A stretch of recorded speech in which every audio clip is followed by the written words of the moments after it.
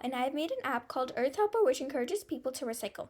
I built this app using Thunkable, and I use Firebase for the database, and I use OneSignal for the phone push notifications. All right.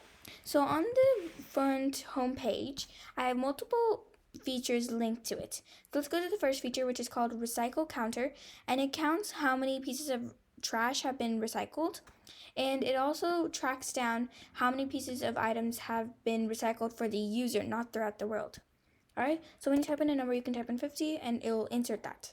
And let's say another user types in 15 and it'll add that 50 to the throughout the world counter. All right, so when you go to the code, I'll show you the code. And in this code, I have put in, so when the button is clicked, this is the code that runs. And when the page opens, this is the code that runs. All right. So the next page, it shows its locations basically.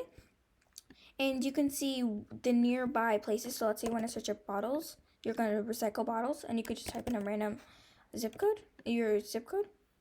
And I just typed in a random one.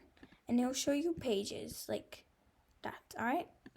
So then what is this app about? It talks about what the app is about basically. And then on these challenges, it shows interesting challenges. And on the code, when the page opens, this is what happens. And then this also happens. And when you click the button, that's what happens. It navigates to a new page. Then I have these new tips so people can learn more about that.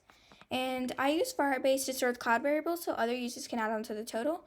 And I'm using push notifications so I can send notifications to the users' mobile to update them about events and new challenges. These notifications can only be sent to users with Android phones. I hope you enjoy my app. Thank you.